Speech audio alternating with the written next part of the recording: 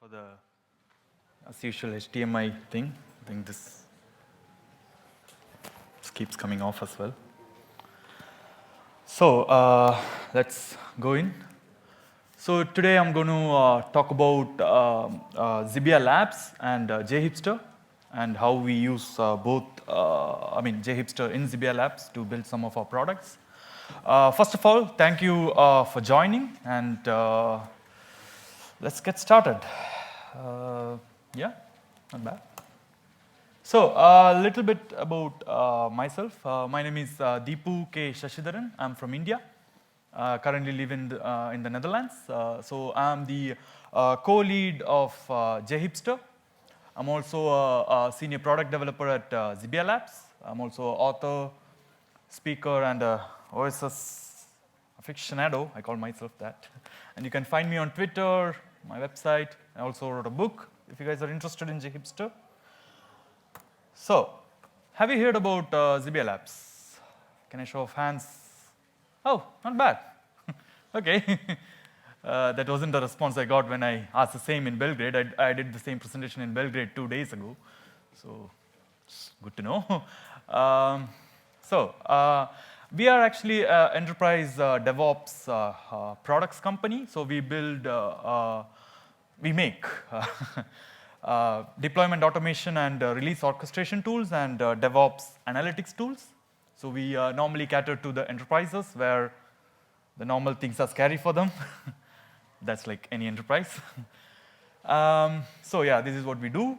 And we have a product called Excel Release. I'm not sure, maybe some of you have already heard about it. It's a release orchestration tool for your entire pipeline from coding until your deployment, infrastructure, everything. So technically, it's a platform agnostic, tool agnostic software, which can work with any tool you throw into it, like Jenkins, whatever. It can support everything. And also, we have a deployment automation tool called Excel Deploy. It was called Deploy It a lifetime ago. Then we rebranded it. So it can deploy to, again, it's platform agnostic. It can deploy to your old IBM, mainframe systems to Kubernetes to whatever you throw at it. So with full reporting and all those fancy stuff that enterprises want. So have you used Jhipster? Okay, not bad. Have you heard about Jhipster?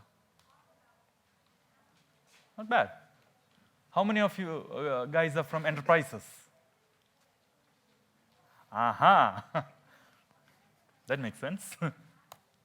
So, Jhipster is one of the most popular RAD framework. So, it's a fancy term, Rapid Application Development, or to put it simply, it's an application generator and a platform surrounding it. It helps you kickstart your development projects and deployments and all those things. So, it's like having a second army of developers for you to do some work for you. So there are some fancy stats if you are interested in these kind of things. One thing I would like to point out is like we just crossed 1.3 million installations, which is a good thing for us. So there are more than 250 companies currently using Jhipster, including some of the big names. And we have a lot of contributors, and we have 23 core team members at this point. What can you do with Jhipster? So, of course, you can generate applications, simple monoliths to complex microservices, like web applications, REST APIs, gateways, all those sort of things. You can create your domain model. You can model and create them, like JPA kind of models. You can create CI/CD pipelines for your applications using all the HIP tools like Jenkins, Travis, Azure DevOps, GitLab. You can deploy to various cloud providers like AWS, GCP, Heroku, Cloud Foundry. You can deploy to Docker, Kubernetes, OpenShift, Rancher, a lot more. So these are some of the stuff that you can do with Jhipster. Of course, there is a lot more. I'm not going to go into details. I think I have 45 minutes. Yeah, so I'm not going to go into a lot of details. Normally, when we do a detailed Jhipster presentation, it needs 3 hours at least to cover at least 50% of the stuff. So I'll straight jump into showing something cool. So let us create a microservice e-commerce application and deploy it to Docker and Kubernetes, right? That would be cool, right? So what are we going to do today? So this is the application architecture that we are going to do within the next 10 minutes. So you'll have a gateway, which has a Netflix Zul proxy, fancy stuff like rate limiting, Swagger API integrations, and all those things.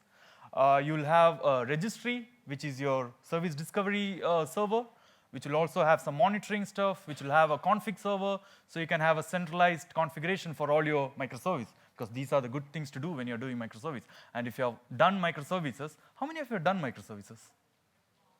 Okay, not many I see. And if you have done microservices, you know the pain behind doing all this. And when you have a lot of microservices, you really need service discovery, you need some centralized config store to propagate your changes and all those things. So these are following some of the best practices, and this follows a Netflix kind of microservice architecture, a gateway pattern, we call it. You'll have 3 microservices, a notification service, an invoice service, and a product service. Then you also have the gateway there. I think I already mentioned that. And the entire thing is being monitored by a ELK stack. So it's renamed to Elastic Stack now. So it will monitor everything. You can also enable Zipkin if you want distributed tracing for all your microservices and stuff. So all of the services have their own databases. 3 of the services have SQL database. 1 of the services have MongoDB database.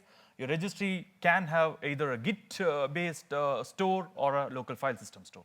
So normally in production, you use a Git-based store. So you commit your repo, and all your applications, they get the required configurations, right? How long do you think normally it would take to build something like this? Normally?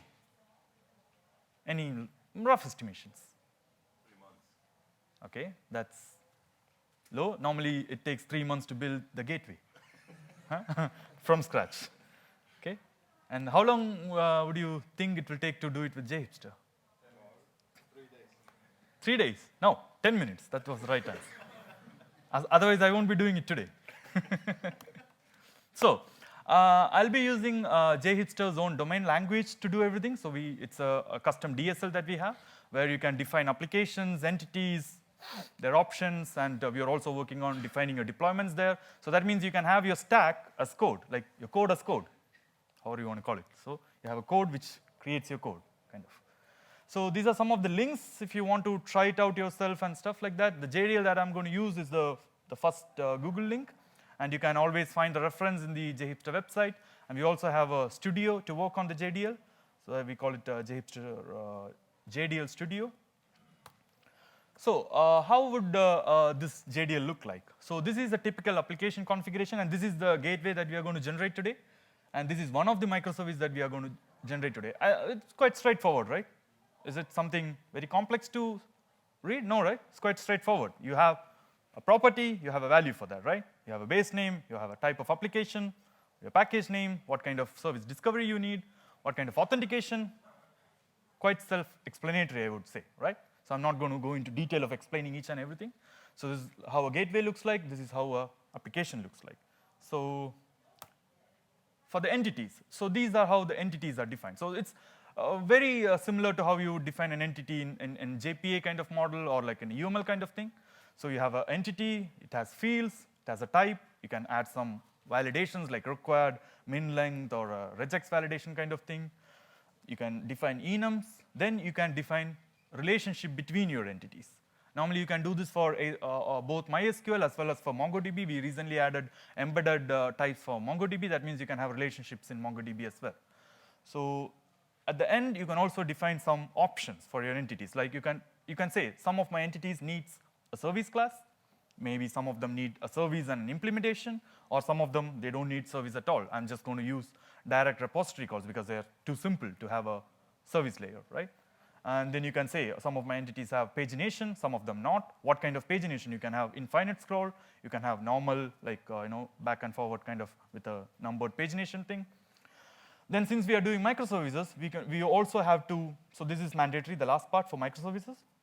You have to define which entity belongs to which microservice so that Jhipster knows where to put what entity, because you have everything in a single JDL file. So you have to like kind of categorize and group them, right? So that is the last line. So let's look at our JDL. Yeah, is it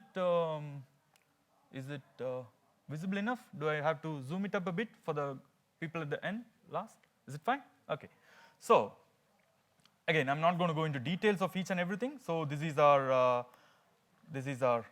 gateway, and for gateway we say it has all the entities, because in Jhipster's Netflix-like architecture, what we do is all your microservices are typically REST endpoints. They are REST servers, right? They only provide REST endpoints. They don't do any UI stuff. So all your UI for all the microservices, everything goes into your gateway. So a gateway is like a UI application. It just routes everything to the REST endpoints, which is nice when you have a lot of services, because you can use your services as REST endpoints as well. You don't have to, if you start putting UI into everything, then consolidating the UI becomes a mess. Of course, there are patterns to do that, but we decided not to go that way. We decided to go this way. So because of that, for your gateway, you have to say it uses all the entities, so that it knows how to generate the client side for it. And Jhipster is smart enough not to build unnecessary backend stuff for your entities on the gateway. It only generates the client side. It knows that because of the microservice keyword we saw earlier. And this is our invoice application. It's a microservice type, whereas this was a gateway type. And here it uses two entities. So these two entities belong to this service. And you can see we changed the port here. Here we didn't specify any port because it uses the default 8080. Here we would like another port. We don't want, you have to have different ports if you have multiple services, right? And then we have a notification service. You can see it's a bit bigger than the other one because it uses a different database. And it doesn't use cache or Hibernate cache, because with MongoDB you won't be using Hibernate. It has a different port as well, and it uses only one entity, notification. And where is my product? So my store, invoice, notification. Okay, something is missing. 1 second.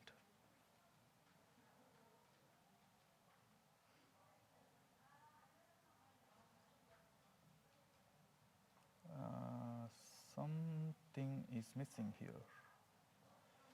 What did I do? Store.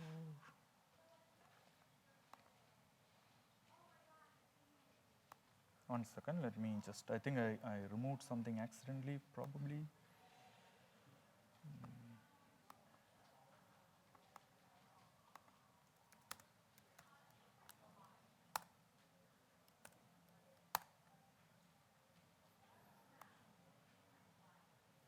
Yeah, I was playing around with something and I removed something accidentally. So let's see. Store. Yeah, so this was the one missing. So this is a product microservice. It uses some of the product related entities. And of course, you can always see a nice diagram of your entities and their relationships on the side if you want. So it's, yeah, more UML-like thing. So let's start with our application. So if you want to count how long it takes, you can start your timer and do it. So it's up to you, right? So this would be the magic command that does everything. So before that, we need the JDL. So let's get to work. Okay.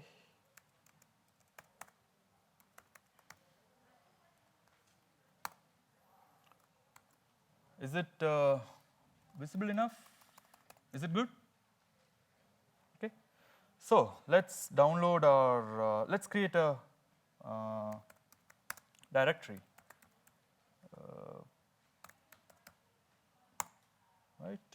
Let's download our JDL. Download to temp. Okay, I'm going to call it app.jdl. app.jdl. Right. Okay, so let's get started. Yeah, this position is very weird to type, you know, very uncomfortable to actually type. You kind of forget your muscle memory when it is in a weird angle. I'm kind of struggling to.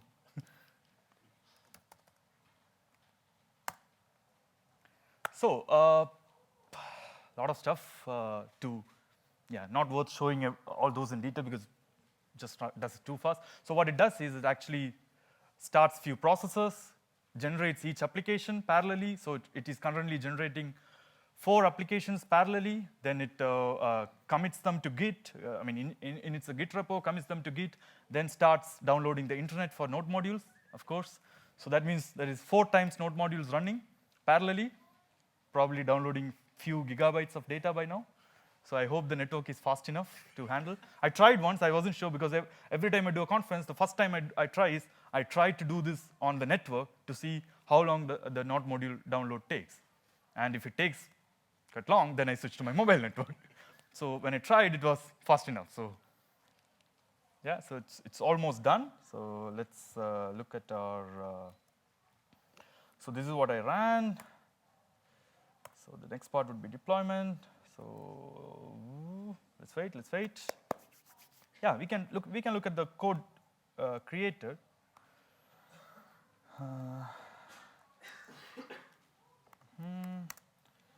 cd change con.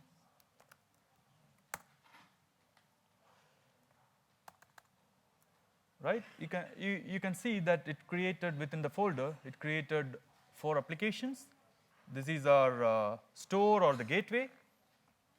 You can see that there is the entities from Jhipster. It's a config file for that. You have your Gradle stuff here, your SRC with all the Docker stuff, your Java source code.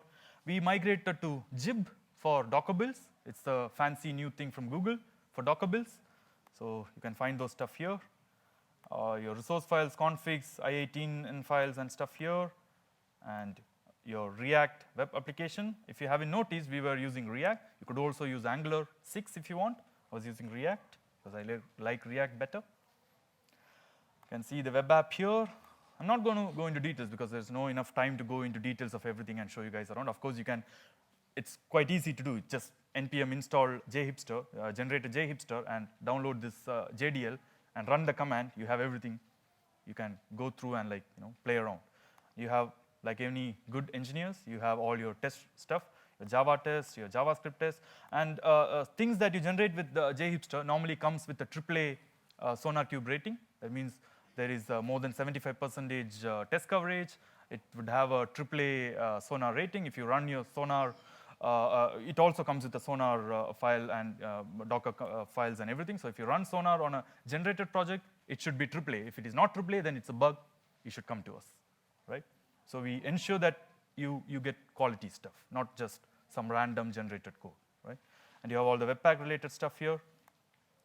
These are microservices, quite similar, except for the fact that you don't find any UI related stuff here. The only reason you have a node modules here is because you have this one dependency. And the reason why we put it is because when you actually have a realistic application, generated Jhipster, you don't want to regenerate it when you do something on top of it. You don't want to use a latest version to do that. There might be conflicts with changes and stuff, so you always want to use the local version. So in order to do that, we also install Jhipster on every application you generate. So you get a local Jhipster version, a stable one with which you created that originally, right? So let's see if, yes, it's complete, right? So let's get straight on to,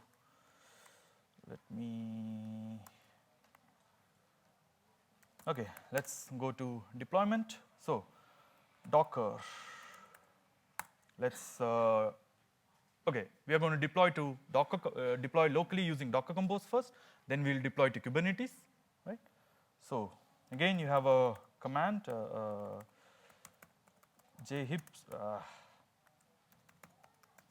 Jhipster Docker Compose. It's going to ask you some questions, so obvious, it's a microservice application.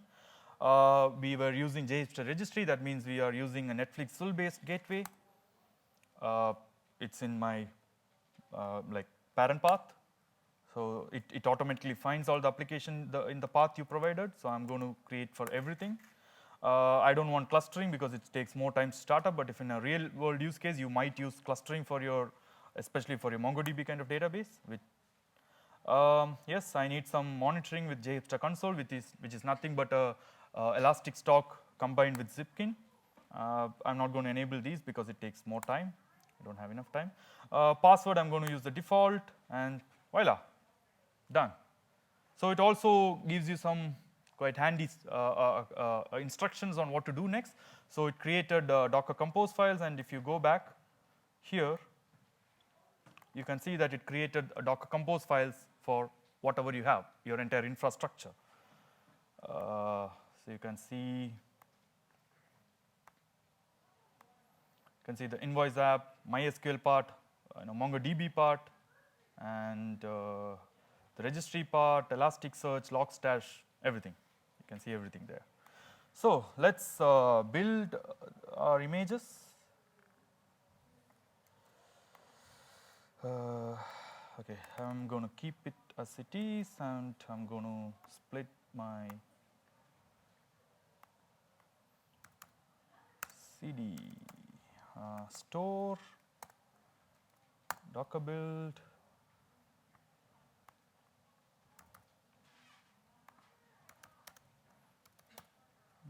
invoice, Docker build. It's the same command for everything because we used Gradle for everything. Of course, if you can also use mix and match. You can use Gradle for one, Maven for one. Then it would print appropriate commands. Then we don't want to complicate that much. So this is store invoice. Let's do product, and let's also do notification.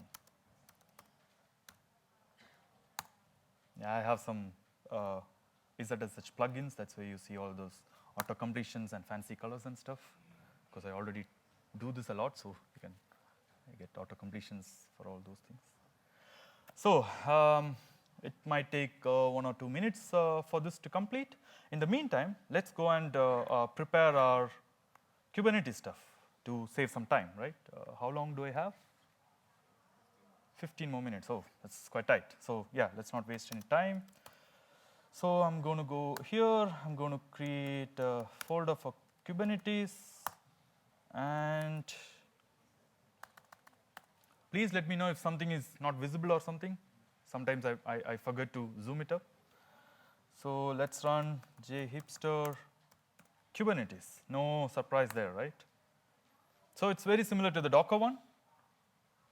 In the future, you can also define this in the JDL file. You don't have to do this manually. I'm working on that. So probably in a month or so, you can also define this in the JDL file. Then one command, you have everything. Then next command, you can deploy to production. So voila. Microservice, root directory, the same. Again, all the applications. I'm going to skip the monitoring part for Kubernetes because it takes longer, because the Elasticsearch ELK stack is quite huge. It takes a lot of time to deploy, and like also when I was deploying it 2 days ago, I was having some issues with Kibana, so I didn't figure out what was the issue yet. So even if I deploy, I'm unable to show that here in Kubernetes for some reason. My indexing is not working there. It's unable to find the indexes. Yeah, I didn't have enough time to troubleshoot that, so I'm going to skip that part. I'm only going to show that in the Docker Compose part. No clustering, same admin password. I think I'll use Jhipster as the namespace. Repository, I'm going to use my personal Docker Hub. You can also use GCR, ACR, ECR, or whatever star.cr you have. And you can have your custom push command if you wish.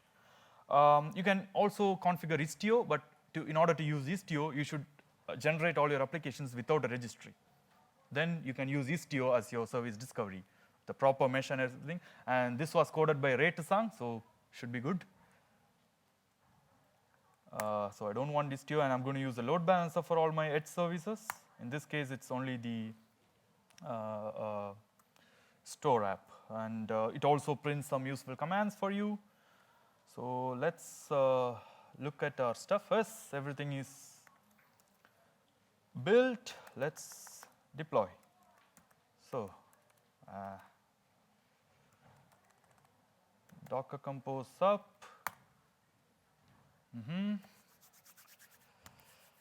Done. Okay, logs takes few minutes. Of course, depends on your machine as well. If you are on a Mac or something, make sure you allocate at least 8 gig of memory to your Docker machine. Otherwise, it will stall because there are like 15, 16 containers running for everything. Like, and if you have the logstash part, then like the ELK part, then you have at least 6 more containers and stuff. It's a lot of containers running. So make sure you at least have 8 gig, but 8 gig would be slow. But if you give 16 gig, then fine. I have 32 gigs, so it's fast for me. So it's going to take few minutes. So you can see the applications running. Is it not the color difference?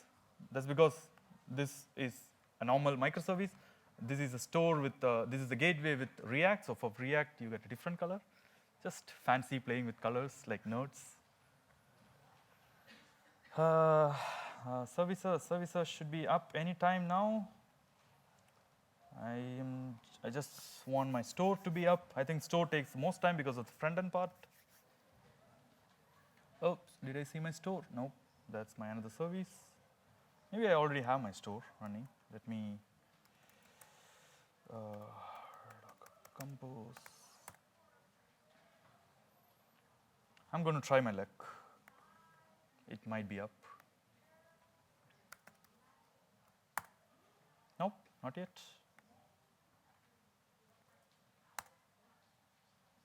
And normally the store is the one that starts up at the end. Elasticsearch, not yet. Ah, yeah, we have it. Just to make sure. Yes. So here is your entry. I'm going to use the default. Oops, autocomplete. Yes.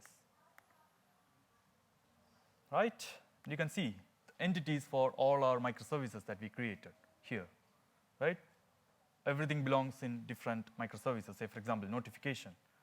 You have the UI here, but your service is coming from the microservice. And you have in the gateway, you can see what are the routes available, right? So these are the routes that you can pass from here using Zul, right? You also have some handy, like you have user management, you have metrics with actuator, you also have health, configuration, some audits, logback-based logs. This is real time. You can change the log levels real time in production or wherever. You can real time change your log levels, which is very handy when you're debugging stuff. And of course, you have your Swagger API documentation as well. And you have internationalization.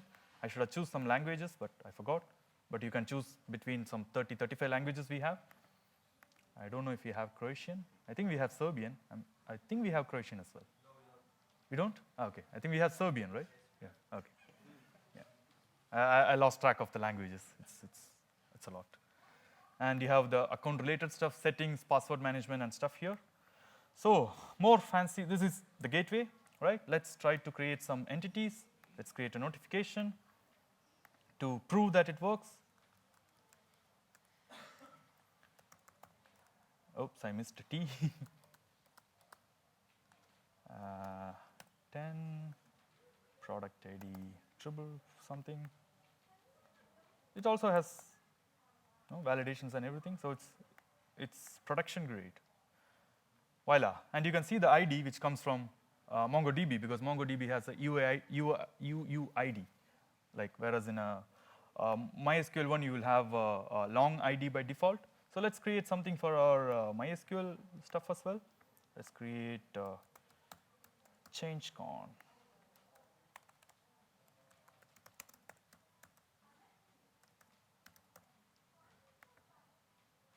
Everything works, right?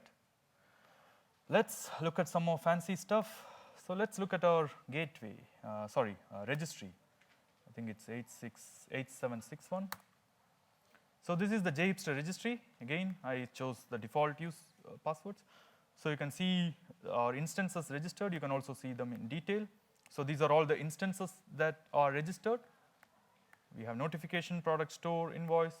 And if you have multiple, if you do a Docker scale, right, you can see the multiple nodes here as well. can let them to auto refresh and stuff like that. You have the history here. You have the replica details. So in production, you'll have your registry clustered with a replication set. So then you can see the replica details here. But it's in Docker Compose. We don't have the replica set here. And we didn't enable that. So you have some cloud config. You can see what config is running. You can even change them here. And a few more fancy stuff, not very important. This is useful. So you can see metrics of the registry, but you can also see metrics for all your applications here, microservices. So this is metrics for my product. And this is metrics for my invoice, right? This is metrics for my notification. So this is quite cool. When you are having a lot of services, you have a central place to look at these. You don't have to have like, of course, you can have like you also have like a ELK or a Prometheus kind of setup, but this is more cooler. Like this is nicer, right? So health again, you have, so you can see here, right? This is with MongoDB because this is for the notification. And if you go to the product, you have a DB, which is like MySQL, right? Again, so all those screens that we saw, like say configuration, for example, logs. So this is different logs. So this actually streams the log from those services. Again, all these screens, they work for all your services. And you have Swagger API documentation, again, for all your services, right? This is my most favorite feature. If I have a microservice setup, and if I want to debug something, then I go here. Then I set everything to debug or trace, even in my production. I do my debugging, then I change it back to the actual levels, which I can do without restarting my services, which is quite cool, right? So yes, and finally, I think I'm quite short on time, so I'm going to go very fast now. Finally, the Kibana dashboard. You can see all your logs being captured here. You already have a dashboard setup. You can go here and you can say, for example, look at the JVM dashboard, for example. You have pre-configured, there is not much activity here, I think. Logs dashboard you have, and you also have traces and stuff like that. So this is a typical ELK setup. I'm not going to go into a lot of details here, fortunately. Let's move on. So deployment, we did the Docker Compose part. Now let's do the Kubernetes part quickly. So you can see I already have a cluster. I don't want to create the cluster now. It takes around 15 minutes to create. So I already have created a cluster. And I'm just going to use the cluster to deploy. So I'm going to kill the Docker part. I'm going to do a Docker Compose down to free up some of my memory. And I'm going to go here. So I need to push my images. So yeah. So this is my store, right? No, this is invoice. Where is my invoice? So here is my invoice. Push. Notification. Push.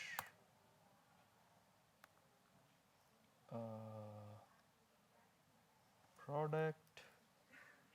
Where's my product? Push. And finally my store. Push.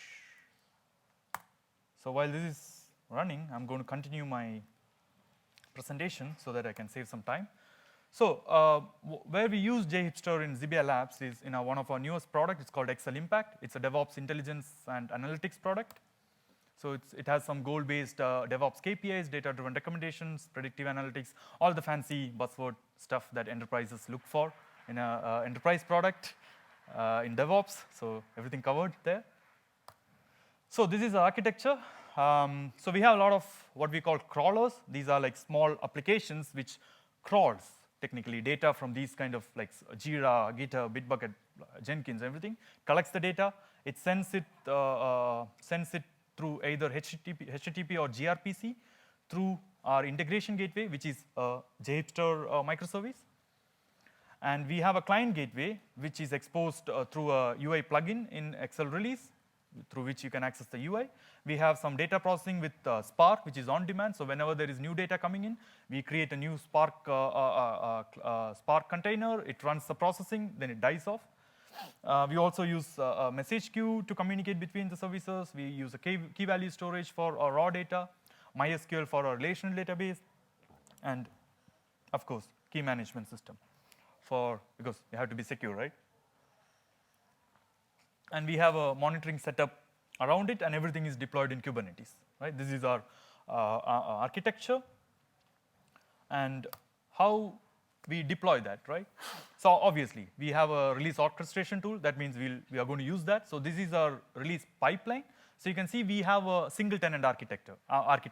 We are not multi-tenant because of obvious security reasons and enterprise concerns of having other people's data with your own data. So we have a fully containerized, like what do you call it, like isolated setup, right? Single tenant setup. So that means your release is going to be quite tricky because when you have more customers, you have to deploy to more infrastructure or more environments, right? And we have a release on commit policy. So whenever we commit something to master, we automatically make a release. We don't have scheduled releases and stuff. So it's pure continuous deployment and continuous release. So what we have is this. So whenever we commit something to master, Excel release orchestrates everything via Jenkins, Excel deploy for deployment, and say Jira and everything. It uses everything. So it makes builds of everything in Jenkins. It tests it. It runs Sonar and everything. Runs all our integration tests, unit tests, and everything. Right? It updates release titles and everything. Then it deploys to a test environment. Right? It takes screenshots before and after the deployment to compare, and if there is a issue in comparison, if it doesn't match, then it notifies us. Then we go check if what's wrong. If it is acceptable, we proceed. Otherwise, we check what is wrong. And when this phase is completed, then we deploy to OpenShift because we also support on-premise. So we test that as well in OpenShift. Then we deploy to an internal production environment, and once that is complete, we deploy to actual customer production environment, and it is like technically within Excel release, it's like a for loop. So we have an array of customers, and it just does it in a for loop. So for every customer, it deploys using Excel deploy. Not every steps are shown here because within Excel deploy, there are a lot of steps because we are deploying to Kubernetes, yes. Kubernetes, and there's a lot of steps that's happening. So this is our release pipeline. And how Jhipster helped. So the most it helped was quickly bootstrapping and prototyping. So during the initial phase, we were able to just play around, like create something with whatever configuration we needed, check, okay, works, what doesn't work, okay, doesn't work, throw away, create another. Doesn't cost us anything, it just cost us five minutes to create that, right? So we are not emotionally attached to throw away that if it doesn't work. So we tried with the PostgreSQL, then we switched to MySQL, we tried with Kafka, this, that, so. And Jhipster supports a lot of options. So we have a lot of bandwidth to play around with. So you can actually really do a lot of R&D. You don't have to be emotionally attached about throwing away the code because you're not writing that code. It's generated. You can easily regenerate that. So there was a lot of room for us to play around. So our POC phase was really interesting. So it was easy. And a lot of out-of-the-box integrations. Once you find your right mix and you start, again, you have a lot of integrations with very good quality, because most of these integrations are done by the actual team. So, say Hasselcast was actually integrated by the Hasselcast team. So you can trust them that it's a very good integration. Similarly, the Kubernetes part was done by Ray Tsang, and more people from the Kubernetes team also helped. So you can be sure that it's of very good quality, right? So at least I personally always believe that when you get something from the actual team, it's of much better quality than me. Of course, then I can make it better. But to start with, it's definitely better than what I would research and do, right? So, and a lot of best practices to start with, and JDL entities. So we were able to model different things, try it out, throw away, model again, try it out, throw away. It was really easy. It was not like a custom, like your traditional UML-ish kind of development, where it takes a lot of time to model, try it out, and if it doesn't work, you have to change. The roundabout time is too long. Here, minutes. You can do it in minutes. So that really helped. Of course, there were challenges, not Jhipster specific challenges, but general challenges for our project. Some of it was, say, for example, Hasselcast part was from Jhipster, because in Jhipster microservice, Hasselcast is clustered, and registry is used for clustering. Yeah. And in our setup, we didn't have a registry. So we had issues with that, so we had to figure out how to do clustering within the Kubernetes setup. Elasticsearch write performance, this is more of an architecture issue. We do a lot of data processing, that means a lot of reindexing, so we had some write performance issues. Kafka sync issues, we had some. on-demand Spark cluster on Kubernetes, was not a popular thing. So we had to figure some things out. We had some issues there, and orchestration of all these things was a bit tricky. High availability of Elasticsearch, these were also tricky. How we solved it? So for Hazelcast issue, of course, we used the Kubernetes Discovery API. We found a plugin. We had to tweak around a little bit, but finally we managed to make it work. So it was nice. And for Elasticsearch, of course, we tried SSD, we tried memory, we tried swearing at everyone we in the room. We tried swearing at unknown people, random people, everything. Yeah, it improved a bit, but still not great. I think it's probably you need to rethink your architecture. Yeah, I'm almost there. So Kafka, we moved to Google PubSub, easy solution. We made our own custom images for Spark to work around the on-demand issues. Orchestration, of course, it was easy. We used Excel release and Excel deploy to orchestrate, so that was not a no-brainer. ES part is still not implemented. We are trying. So finally, I'll do it in a minute. I promise. I think the push was completed everywhere. So kubectl apply.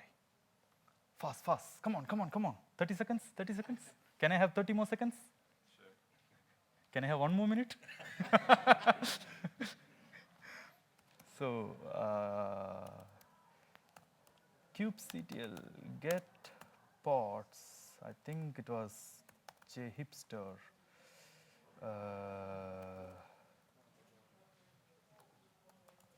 I hope I can show this. I hope I can show this. Fast, fast, fast, fast. Come on, come on, come on, come on. Now it's a trick. I'm going to switch to my mobile network because I figured that I'm unable to access the Kubernetes load balancer from this network for some reason. I don't know why. I'm able to access Kubernetes itself, but not the load balancers. I tried. I couldn't. So from my mobile network, it seems to work. So I'm going to cheat. I'm going to switch to my mobile network. 30 seconds, 30 seconds. Almost there, running. See, I just need few more services to be up. Just my invoice. I think at least my store, so I can show the store. Huh?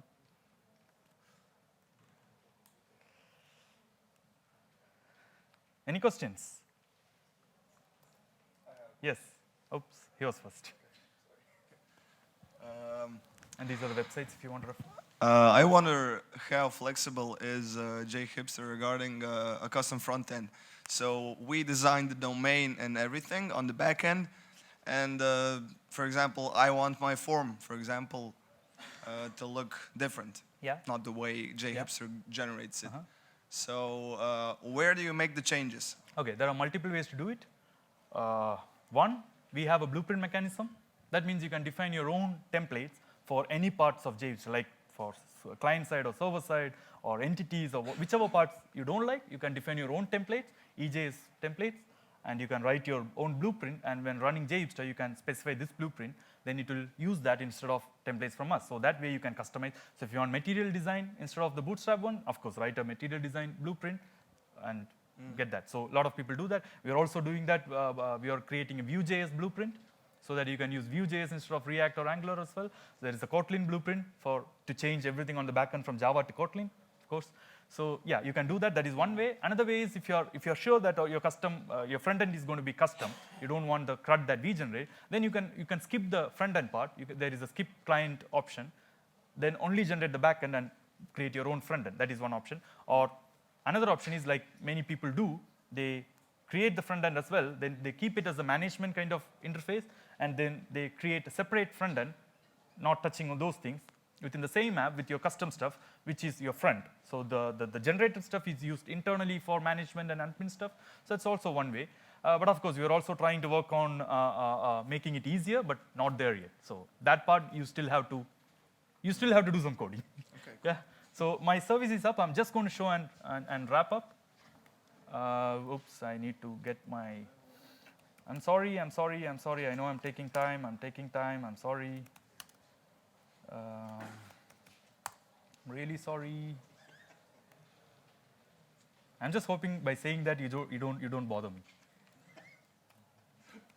Normally I need at least 3 hours for this. I like it when I have 3 hours. Then I can talk a lot. I like talking. So Did I switch to switch my network? No, see, I can't access the thing from this one, which is weird. Come on. I don't know why. Maybe it's blocked I don't know. See, it's up. Just to prove, huh? So, any other questions? I think you can find me probably outside or something. I don't want to take up other speakers' time. Thank you, everyone. Thank you for coming. Yeah. Okay. Thank you, Deepu, for a very interesting presentation.